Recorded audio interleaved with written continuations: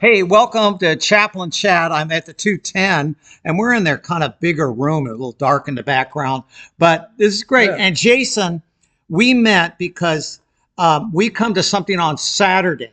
What is Yes. it called on Saturday? Well, it's called Cup of Jazz. Cup of Jazz. Yeah, Cup of Jazz. What do we do at Cup of Jazz? It's like a jazz musician circle where amateurs and pros from around the town just come together and play some music or listen to music and just have a good time together. And we do. And we've been doing this for almost 20 years. I got to Wow. tell you, yeah, it's really something. When we had COVID, there's about 80 of us that, man, we're family within a family, you know.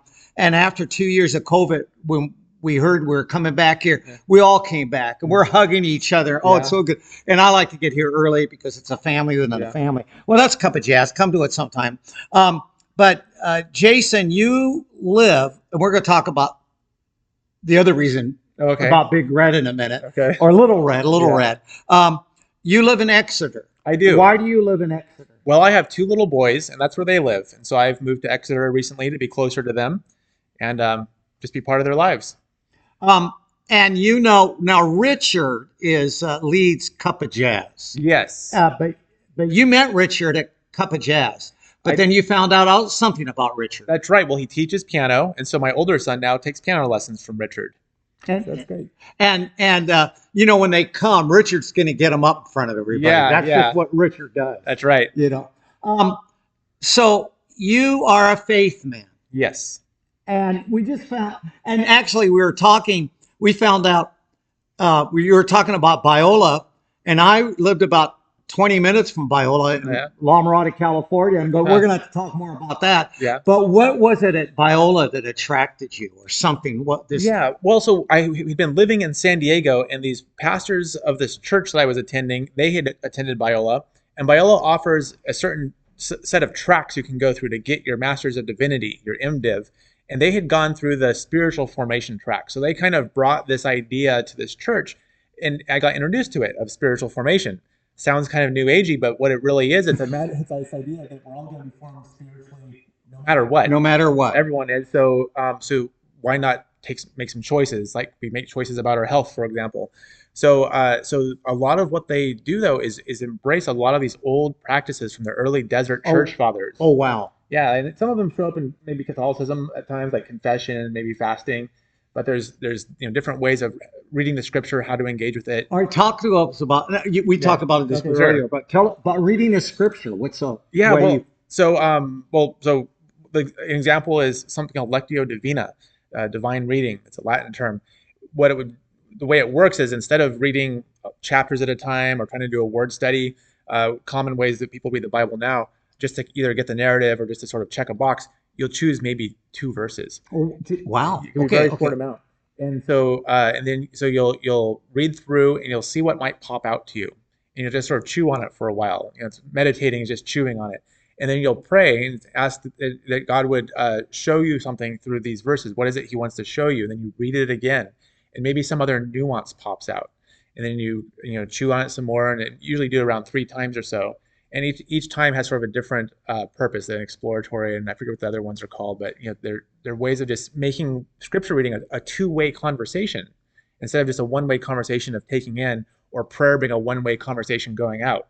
It becomes a 2-way conversation. Jason, this is neat because the first time we were talking about this, I was thinking about, you do this as a group. No, this is a one-on-one with. Yeah. I mean, you're like for example, John 3:16. You know, so I would scripture should be said out loud anyway, to be honest. So I would say it out loud. First, I would say John 3:16. For God so loved the world, and then I would meditate on it.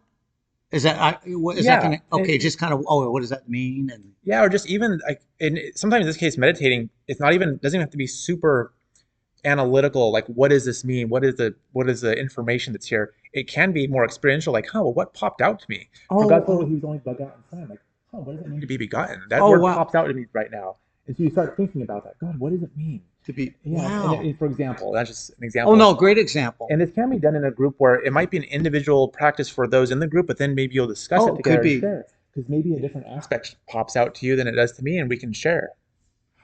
God, that's fantastic. Yeah. Okay, that's just one aspect. Okay, one of the reasons I wanted it is to introduce Little Red to you. Yes. Because you came with Little Red. I did. And even Richard never saw this Little Yeah, Red yeah, before. So introduce us to Little Red. Well, so actually the little nickname kind of made last minute because it's a little keyboard and it's mostly red. It's made by Akai, and they make several keyboards this size that are made to just be MIDI controllers, no sounds on them, or they make some like this that do make sounds, or they make some that also have sequencers, which means you can lay a few tracks at a time and play a part, change the instrument, play a different part, and so on.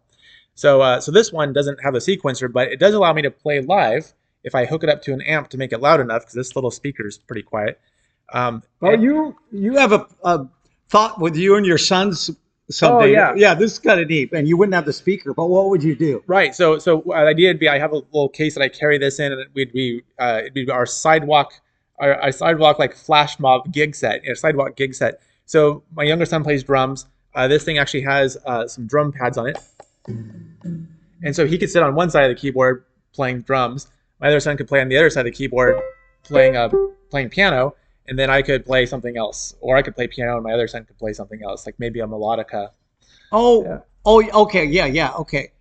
All right, well, play something for us. All right, here's the first piece that my sons learned when we tried making a little jazz trio together. It's called Mercy, Mercy, Mercy, which I just thought was a great title that will hopefully stick with them long after I'm gone. So.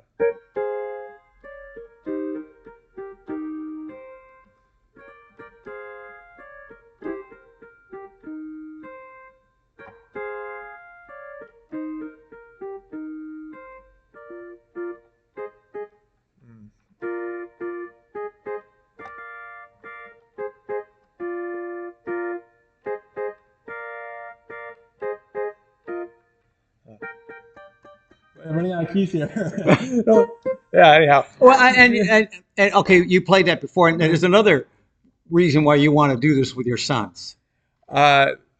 Just to have, you mean like the street corner gig set, or what? Because you may not always be around. Oh, yeah, that's right. The idea is that song, the title of that song, would bring them back to the idea of mercy.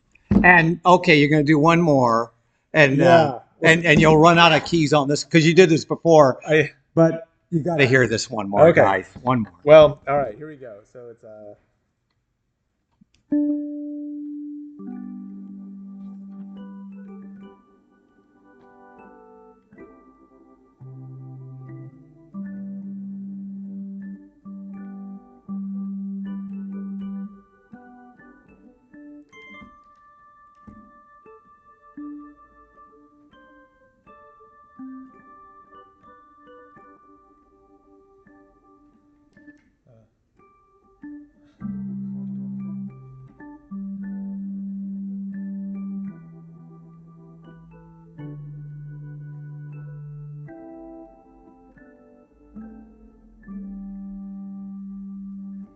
I learned a long time ago, if you're at a service and they play Amazing Grace, just don't talk anymore after that. Mm-hmm. That's it. Yeah. Jason, man, this has been a hoot. And we're going to continue this relationship, Cup of Jazz. I want to know your sons more. Maybe someday we'll do an interview with them, but that would be cool. But I want to thank you guys for watching, and I think you would enjoy this. No, you will. But Jason, I want to thank you for being on Chaplain Chat. Appreciate it. Thank you very much.